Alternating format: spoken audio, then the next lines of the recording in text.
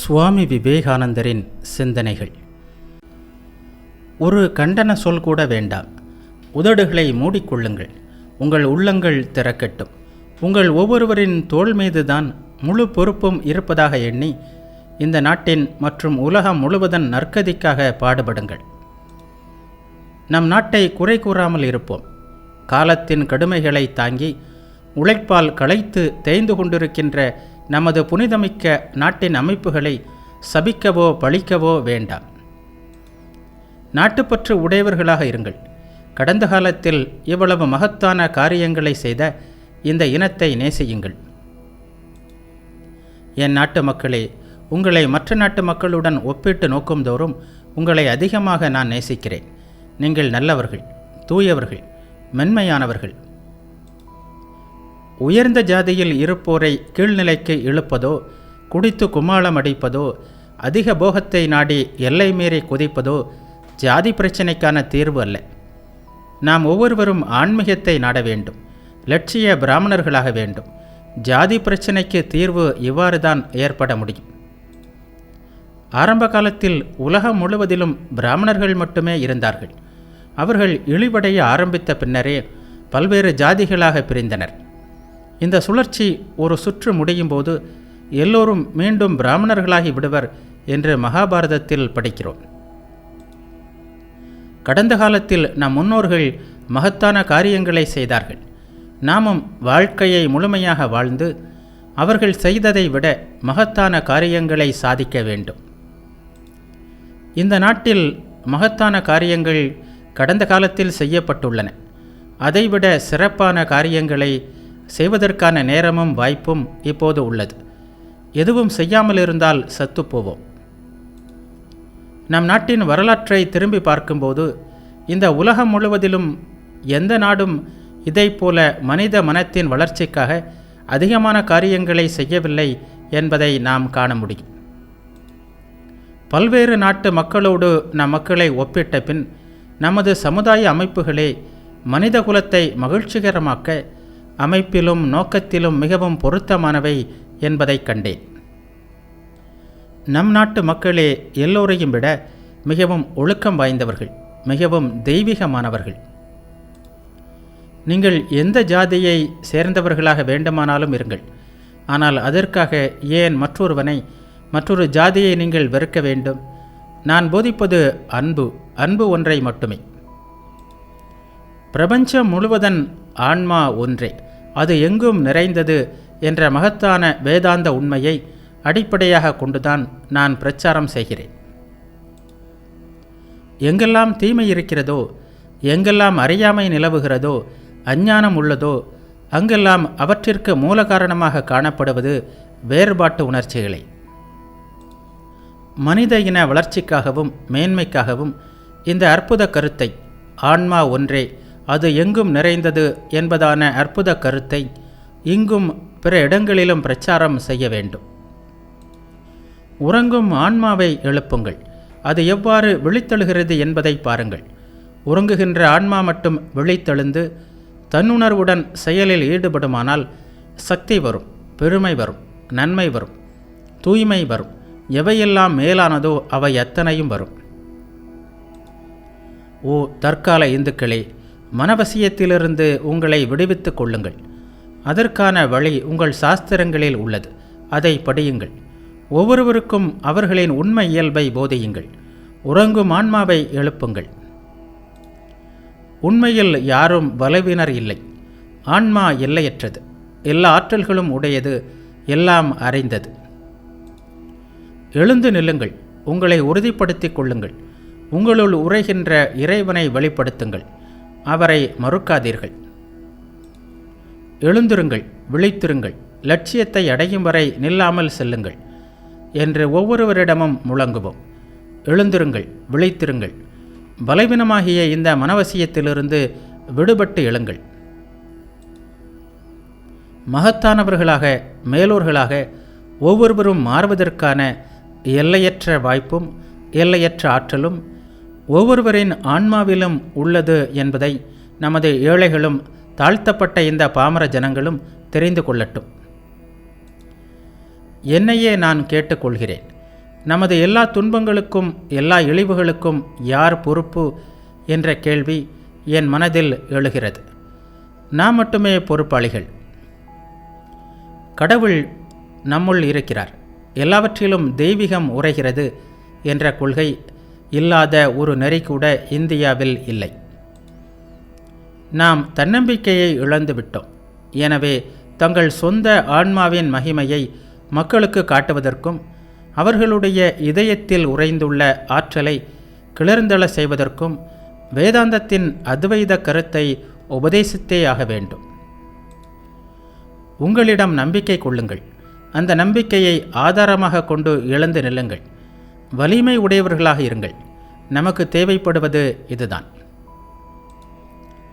நம்பிக்கை, நம்பிக்கை, நம்மிடம் நம்பிக்கை, நம்பிக்கை, இறைவனிடம் நம்பிக்கை. இதுவே மகோன்னதத்தின் ரகசியம். அனைத்து தெய்வங்களிடமும் நம்பிக்கை வைத்து அதே வேளையில் உங்களுக்கு உங்களிடம் நம்பிக்கை இல்லாவிட்டால் முக்தி கிடைக்காது. நமது நாட்டிற்கு வேண்டுவது இரும்பாலான தசையும் எஃகாலான நரம்புகளும் மரணத்தையும் நேருக்கு நேராக சந்திக்கக்கூடிய தடுக்க முடியாத சங்கல்பமும் தான் இப்போது தேவை. ஆன்மாவின் எல்லையற்ற ஒருமையே எல்லா ஒழுக்க விதிகளின் ஆதாரமாகும். உண்மையில் நீங்களும் நானும் ஒன்றே. இதுதான் இந்திய தத்துவத்தின் ஆணைத்தரமான கருத்து. இந்த ஒருமைதான் எல்லா நீதிநெறிக்கும் ஆன்மீகத்திற்கும் அடிப்படை. அன்பு மட்டுமே நிலைக்கக்கூடிய ஒன்று, வெறுப்பு அல்ல. மென்மைதான் நெடுங்காலம் வாழ்வதற்குரிய வலிமையையும் பலனையும் தரவல்லது அன்றி வெறும் காட்டுமிராண்டித்தனமோ உடம்பின் வலிமையோ அல்ல. வெறியும் இரத்த வெள்ளமும் கொடூரமும் நிறுத்தப்பட்டாலன்றி எந்த நாகரிகமும் வளர முடியாது. மனிதர்கள் ஒருவருக்கொருவர் அன்புணர்வுடன் அணுகாத வரை எந்த நாகரிகமும் தலை நிமிரவே முடியாது. சகிப்புத்தன்மை என்னும் மகோன்னதமான கருத்திற்காக உலகம் காத்திருக்கிறது.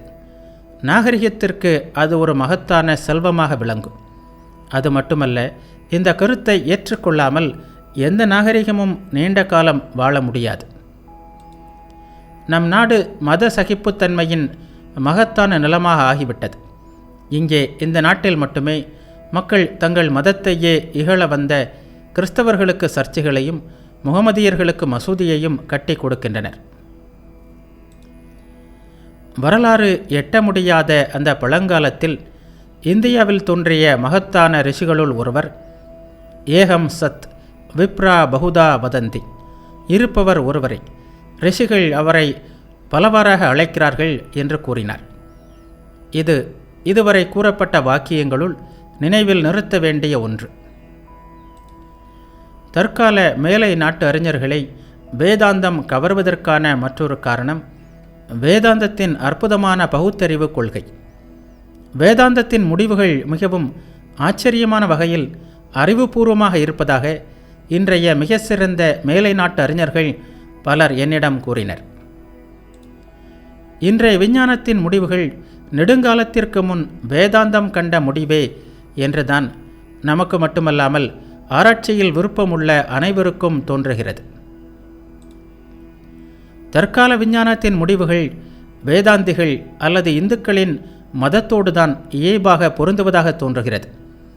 இன்றைய விஞ்ஞானம் தன் முடிவுகளை வைத்துக்கொண்டு அதே நேரத்தில் வேதாந்தத்தின் முடிவுகளின் வாயிலாக ஆன்மீகத்தையும் நாடலாம் என்றே தோன்றுகிறது.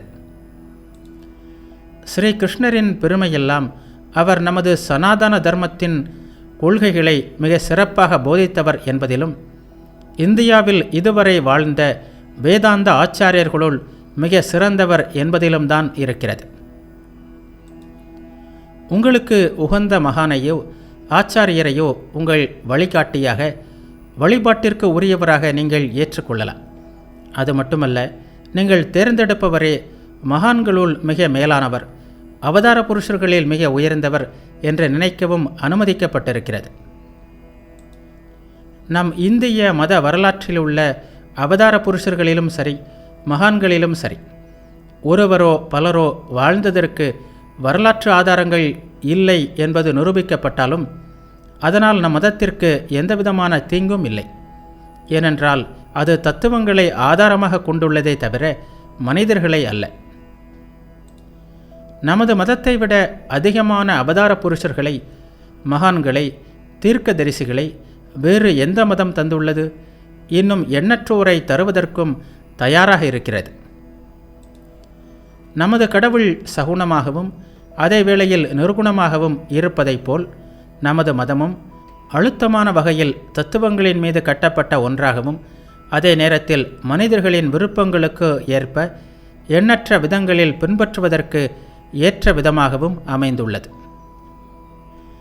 நமது மதத்தை தவிர மற்ற பெரிய மதங்கள் அனைத்தும் வரலாற்று மனிதர்கள் மீதே அமைக்கப்பட்டுள்ளன.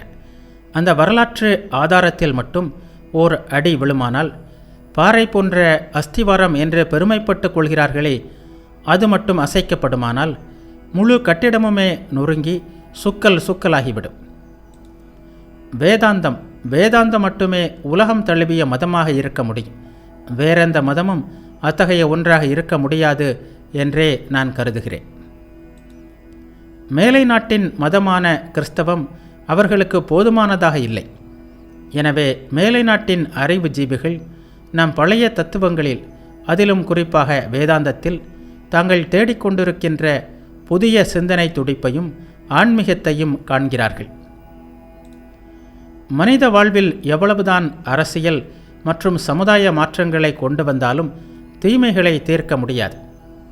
அக வாழ்வில் ஓர் உறுதியான மாற்றம் மட்டுமே வாழ்க்கையின் தீமைகளை நீக்கும்.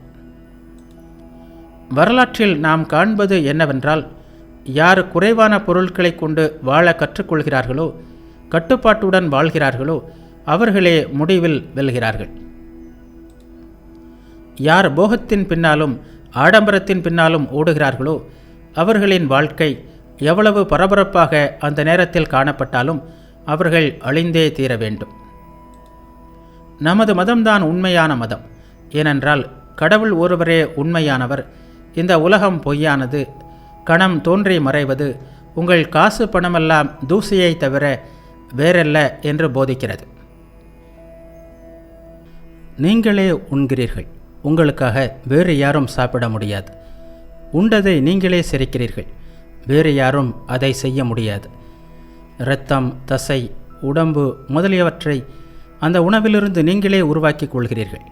வேறு யாரும் அதை உங்களுக்காக செய்ய முடியாது. உங்கள் விருப்பமில்லாமல் இந்த உலகத்திற்கு கொண்டு வரப்பட்டு இந்த பயங்கரமான இடத்தில் நீங்கள் விடப்பட்டு இருப்பதாக எண்ணாதீர்கள். நீங்களே உங்கள் உடம்பை உருவாக்கினீர்கள். இப்போது உருவாக்கி கொண்டிருப்பதைப் போலவே சிறிது சிறிதாக உருவாக்கினீர்கள் என்பதை தெரிந்து கொள்ளுங்கள். அத்வைதம் அச்சத்தின் வழியை கையாண்டு போதிப்பதில்லை. நீங்கள் கொஞ்சம் ஏமாந்தால் உங்களை பிடித்து கொள்கின்ற பேய்களை பற்றி ஒன்றுமே இல்லை. உங்கள் விதி உங்கள் கைகளில் இருக்கிறது என்றுதான் அது கூறுகிறது. நாம் நமது சொந்த இயல்பை அறியாததால்தான் நான் உன்னை விட சிறிது மேலானவன் அல்லது நீ என்னை விட மேலானவன் என்றெல்லாம் வேற்றுமைகளை காண்கிறோம். இந்த ஒருமை கருத்துதான் இந்தியா உலகிற்கு கற்றுத்தர வேண்டிய மகத்தான பாடம். அச்சம் எதனால் உண்டாகிறது? நம் சொந்த இயல்பை அறியாததால்தான். வேதாந்தத்தின்படி நாம் கடவுளை சிறிய மனிதர்களாக நம்மை நினைத்து அதனால் சொந்த இயல்பை மறந்திருந்தாலும் நாம் கடவுளை. அந்த இயல்பு நிலையிலிருந்து நாம் வழுவிவிட்டோம். ஒரு மனிதனை நிமிர்ந்தெழுந்து செயல்புரிய வைப்பது எது? பலம். பலமே நன்மை, பலவீனம்தான் பாவம். அச்சமின்மை என்பதே இப்போது போதிக்கப்பட வேண்டிய ஒரே மதம். மனிதனுக்கும் கடவுளுக்கும் இடையில், மகானுக்கும் பாவிக்கும் இடையில் வேற்றுமையை உண்டாக்குவது எது? அறியாமை. மிக உயர்ந்த மனிதனுக்கும் அவன் காலடியில் நெழுகின்ற சாதாரண புழுவிற்கும் உள்ள வித்தியாசம் என்ன? அறியாமை. உங்களை ஆள்வதற்கு உங்களுக்கு எந்த உதவியும் வேண்டாம். உங்களை ஆள்கின்ற சக்தி ஏற்கனவே உங்களிடம் உள்ளது. அதை நீங்கள் அறியவில்லை, அவ்வளவுதான். அதை அறிவதிலும் அறியாமல் இருப்பதிலும் தான் வேற்றுமை உள்ளது. பல்வேறு மதப்பிரிவுகளும் தத்துவங்களும் சாஸ்திரங்களும் இருந்தாலும் இவை அனைத்திற்கும் அடிப்படையாக ஒரு கருத்து, ஒரு கொள்கை உள்ளது. அது மனிதனின் ஆன்மாவில் நம்பிக்கை. இந்த கருத்தினால் உலகின் போக்கையே மாற்ற முடியும்.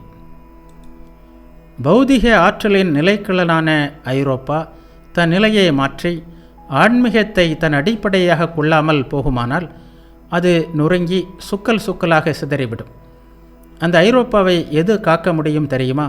உபநிடதங்கள் கூறுகின்ற ஆன்மீகம் மட்டுமே. பௌதிகம் ஒரு விதத்தில் இந்தியாவை காப்பாற்ற இருக்கிறது என்று தான் சொல்ல வேண்டும். அது வாழ்க்கையின் கதவுகளை எல்லோருக்கும் திறந்துவிட்டிருக்கிறது. ஜாதி சலுகைகளை அளித்திருக்கிறது. பிறர் மீது அதிகாரம் செலுத்துவதன் மூலம் அவர்களுக்கு நீங்கள் உதவி செய்ய முடியும் என்ற எண்ணத்தை விட்டுவிடுங்கள். ஏழைகளிடம் கடவுளை காணுங்கள். உங்கள் முக்திக்காகவே அவர்கள் உள்ளார்கள். அதற்காகவே பகவானும் நோயாளியாக, பைத்தியமாக, பாவியாக நம்முன் வருகிறார். இந்த உருவங்களில் கடவுளை வழிபட நமக்கு வாய்ப்பு கிடைத்தது பெறுவதற்கரிய பேராகும். ஆண், பெண், குழந்தை ஒவ்வொருவரையும் கடவுளாக பாருங்கள். நீங்கள் யாருக்கும் உதவி செய்ய முடியாது, சேவைதான் செய்ய முடியும். பகவானுடைய குழந்தைகளுக்கு சேவை செய்யுங்கள். உங்களுக்கு அந்த பேர் இருந்தால் அதன் மூலம் ஆண்டவனுக்கும் சேவை செய்தவர்கள் ஆவீர்கள். சீர்திருத்தவாதி என்று கூறிக்கொள்பவர்களே, உங்கள் கருமங்களே கொட்டி கிடக்கின்றன. அதை தீர்ப்பதற்கான வழியை முதலில் பாருங்கள். உங்கள் சமுதாயம் உங்களை புகழலாம், அறிவற்ற மூடர்கள் உங்களை பாராட்டலாம். ஆனால் ஆண்டவன் ஒருபோதும் உறங்குவதில்லை. இம்மையிலோ மறுமையிலோ நீங்கள் செய்த வினை பயன் தொடர்ந்தே வரும். தெய்வீகம் ஒவ்வொருவரின் உள்ளேயும் இருக்கிறது என்பதை அவர்களுக்கு கற்பியுங்கள். பின்னர் அவர்களே தங்கள் முக்திக்கு வழி தேடிக்கொள்வார்கள்.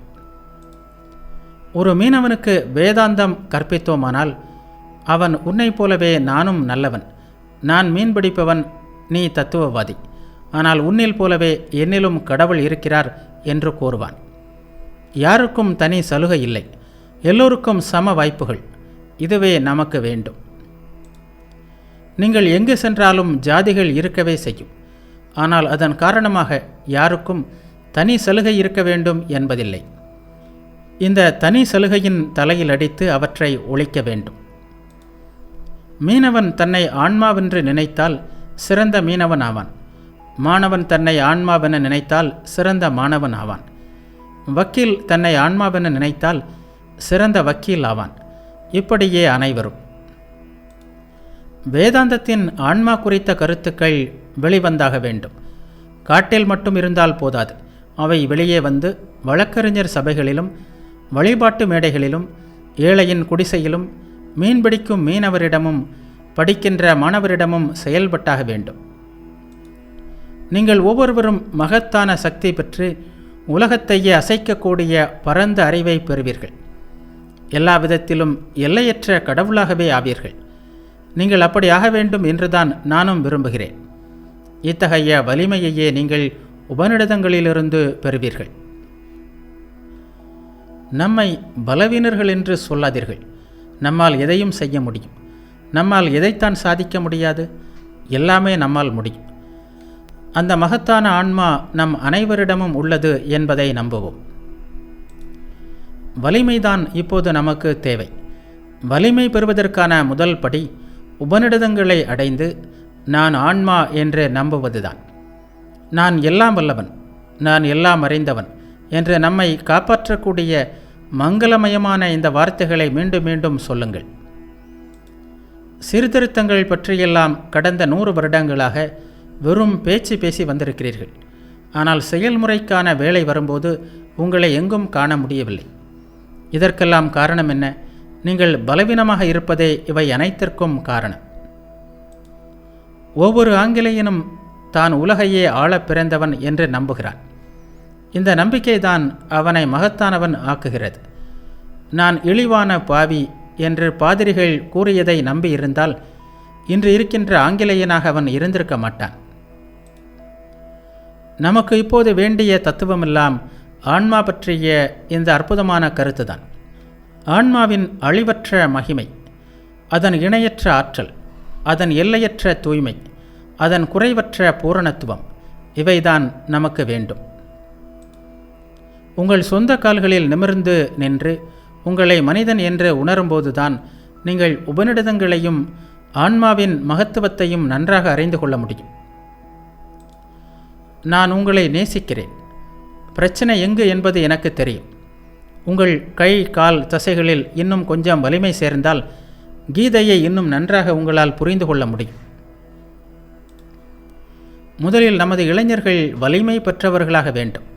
மத உணர்ச்சி அதற்கு பின்னரே வரும். என் வாலிப நண்பர்களே, வலிமை பெறுங்கள். இதுவே நான் உங்களுக்கு கூறும் அறிவுரை. ஒப்பற்ற உபநிடதங்களை பெற்றிருந்தும் மகரிஷிகளின் பரம்பரையில் வந்தவர்கள் என்று மாறுதட்டி கொண்டாலும் மற்ற இனங்களுடன் ஒப்பிட்டு பார்த்தால் நாம் பலவீனர்களாக, மிக மிக பலவீனர்களாக இருக்கிறோம். இதை நான் சொல்லியே தீர வேண்டும். வெறும் தேசிய கண்ணோட்டத்தில் பிரச்சினைக்கு தீர்வு காண முடியாது. பரந்த நோக்குடன் சர்வதேச அளவில் அணுகினால் மட்டுமே அவற்றை தீர்க்க முடியும். சர்வதேச சங்கங்கள், சர்வதேச அமைப்புகள், சர்வதேச சட்டங்கள் இவையே இன்றைய அவசர தேவை. ஒருமை உணர்வையே இது காட்டுகிறது. அறியாமையின் காரணமாகவே நாம் ஒருவரை ஒருவர் வெறுக்கிறோம். நாம் அனைவரும் உண்மையில் ஒன்று என்று உணரும்போது அன்பு பிறக்கிறது. அன்பு பிறந்தேயாக வேண்டும். எல்லா துன்பங்களுக்கும் காரணம் அறியாமையே என்று நமது உபநிடதங்கள் கூறுகின்றன. சமுதாயமாகட்டும், ஆன்மீகமாகட்டும் அல்லது மற்ற எந்த துறையாகட்டும், இது முற்றிலும் உண்மை. உபநிடதங்களிலிருந்து பெறுவதற்காக உலகம் காத்திருக்கின்ற பெரிய கருத்து பிரபஞ்சம் முழுவதிலும் ஓர் ஒருமை நிலவுகிறது என்னும் உண்மையாகும். நாடுகளை பிரித்திருக்கின்ற எல்லைகள் விரைவாக மறைந்து கொண்டிருக்கின்றன. உலகத்திலேயே உபநிடதம் மட்டும்தான் சுதந்திரம் குறித்து பேசுகிறது. இயற்கையின் தலைகளிலிருந்து சுதந்திரம் பெறுங்கள். பலவீனத்திலிருந்து விடுதலை அடையுங்கள். இந்த சுதந்திரம் ஏற்கனவே உங்களிடம் இருக்கிறது என்பதையும் அது காண்பிக்கிறது. உலகம் முழுவதற்கும் உள்ள எல்லா மதங்களிலும், எல்லா இனங்களிலும் உள்ள பலவீனர்களையும், துன்பத்தில் துடிப்பவர்களையும், தாழ்த்தப்பட்டோரையும் உபநிடதங்கள் பேரிகை கொட்டி அழைக்கிறது. சொந்த காலில் எழுந்து நின்று சுதந்திரம் பெறுமாறு பறைசாற்றுகின்றன. என் அருமை நண்பர்களே, நான் உங்களுடனேயே வாழ்ந்து இறப்பவன் என்ற முறையில் உங்களுக்கு சொல்கிறேன்.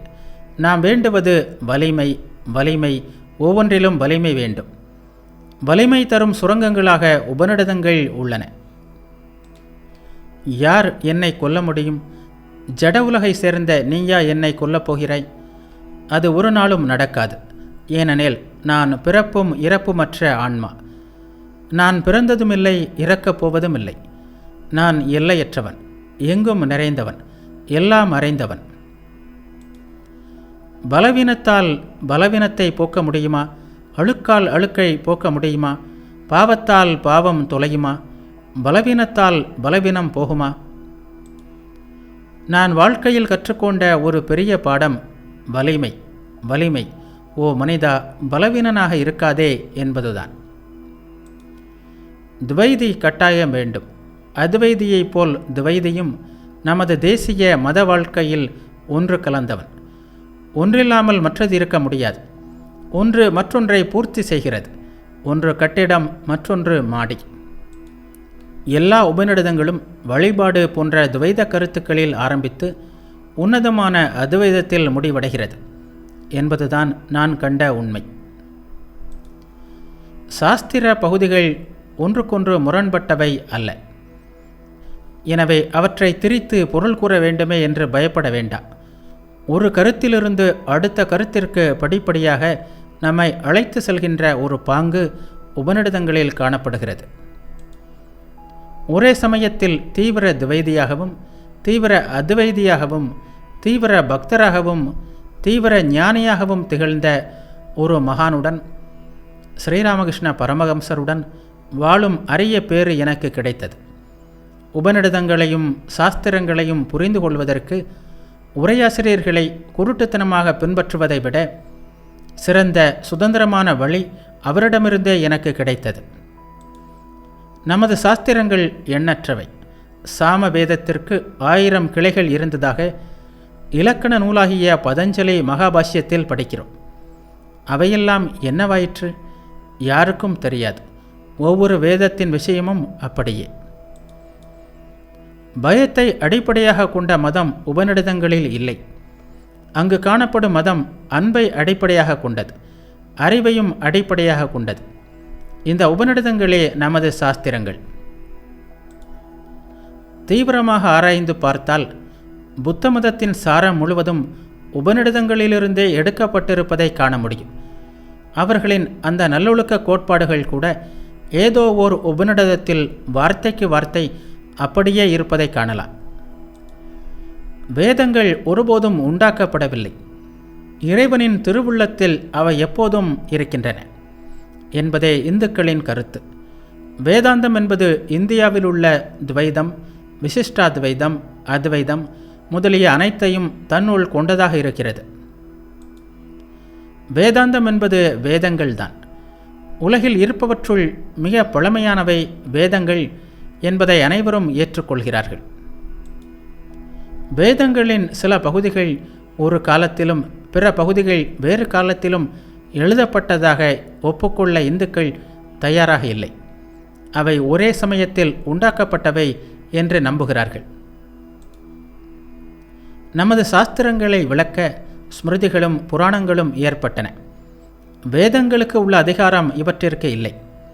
புராணங்களும் ஸ்மிருதிகளும் வேதங்களின் எந்த பகுதியிலிருந்தேனும் வேறுபடுமானால் வேதங்களையே பின்பற்ற வேண்டும், ஸ்மிருதியை விலக்கிவிட வேண்டும் என்பதுதான் நியதி. சமீப காலத்தில் அத்வைத நெறியை குறிக்கவே வேதாந்தம் என்ற சொல்லை பலரும் பயன்படுத்துகிறார்கள். ஆனால் உபநிடதங்களை அடிப்படையாக கொண்டு எழுந்த பல்வேறு தத்துவ பிரிவுகளுள் அத்வைதமும் ஒன்று, அவ்வளவுதான்.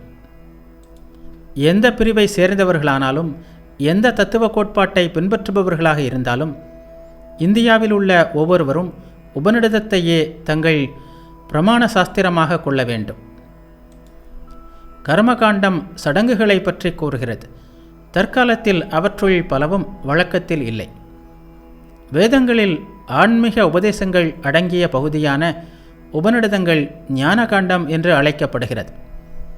நமது ஆச்சாரியர்கள், தத்துவ அறிஞர்கள் அனைவரும் இவற்றை மிக உயர்ந்த பிரமாணமாக ஒப்புக்கொள்கிறார்கள். நமது மதத்திற்கு ஒரு பொது பெயர் கண்டுபிடிப்பது மிகவும் சிரமம். பல்வேறு நெறிகள், பல்வேறு கருத்துக்கள், பல்வேறு சடங்குகள், பல்வேறு வழிபாட்டு முறைகள், இவற்றின் ஒரு தொகுப்பு போல் உள்ளது நமது மதம். ஒரு தனி தலைமை இல்லை, ஒரு தனி பெயர் இல்லை, ஒரு தனி அமைப்பு எதுவும் இல்லை.